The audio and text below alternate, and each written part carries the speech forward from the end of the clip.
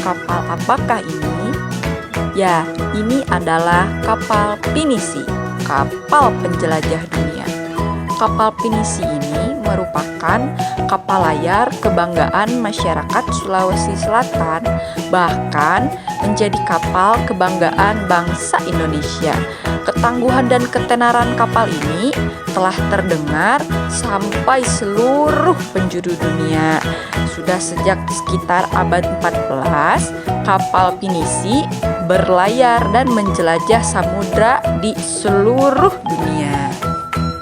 Nah, jika nenek moyang kita saja mampu berjaya dengan konsep negara maritimnya, maka sudah seharusnya lah kita sebagai generasi penerus juga bisa berjaya.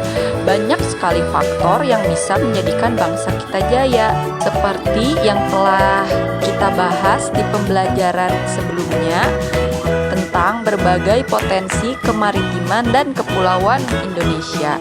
Potensi-potensi tersebut harus bisa dimanfaatkan secara maksimal dan bertanggung jawab untuk mewujudkan cita-cita bangsa Indonesia. Nah, pada pembelajaran kemarin, kamu sudah mengetahui pengaruh kondisi geografis bangsa Indonesia sebagai negara maritim atau kepulauan terhadap kehidupan ekonomi dan sosial masyarakat. Sekarang, kamu akan tahu dan akan mempelajari pengaruhnya terhadap kehidupan budaya dan transportasi masyarakat. Nah, pengaruh kondisi geografis Indonesia sebagai negara maritim terhadap budaya masyarakat yaitu mengakibatkan beragamnya budaya bangsa Indonesia. Masing-masing daerah atau pulau memiliki budayanya masing-masing yang berbeda dengan daerah atau pulau yang lain. Itu karena kondisi geografis Indonesia merupakan kepulauan yang terdiri atas lebih dari 13.000 dan tersebar dari Sabang sampai Merauke.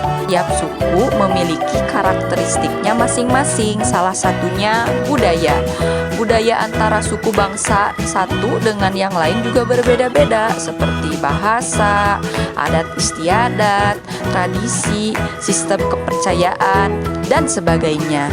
Nah, ciri keragaman budaya lokal Indonesia dapat dilihat dari hal-hal berikut. Ciri keberagaman budaya lokal Indonesia yang pertama ada keragaman suku bangsa. Nah, tahukah kamu nenek moyang bangsa Indonesia dulu berasal dari Yunan, Cina Selatan.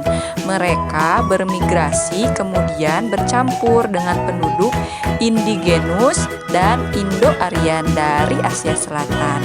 Kemudian terus berkembang hingga membentuk suku-suku bangsa. Suku-suku bangsa di Indonesia diklasifikasikan menjadi 19 suku bangsa induk. Contohnya seperti ada suku Sunda, suku Jawa, suku Batak, suku Betawi, dan masih banyak lagi. Yang kedua ada keberagaman bahasa. Nah, Indonesia masuk ke dalam rumpun bahasa Austronesia atau Australia Asia. Rumpun ini terbagi menjadi dua subrumpun, yakni bahasa Austronesia Barat atau Indonesia Melayu dan bahasa Austronesia Timur atau Polinesia. Dari subrumpun bahasa tersebut masih terbagi lagi ke dalam wilayah-wilayah bahasa. Yang ketiga ada keberagaman religi. Indonesia memiliki keberagaman agama atau kepercayaan. Di Indonesia terdapat 6 agama yang diakui secara resmi oleh pemerintah, yaitu ada Islam, Katolik, Kristen, Hindu, Buddha, dan Konghucu. Selain itu juga berkembang aliran-aliran kepercayaan. Nah, yang keempat ada keberagaman seni dan budaya. Suku bangsa yang beragam di Indonesia tentu menghasilkan kebudayaan yang beragam pula. Salah satu wujudnya adalah kesenian, baik seni sastra, seni tari, seni musik, seni drama, atau pertunjukan, seni rupa, dan sebagainya.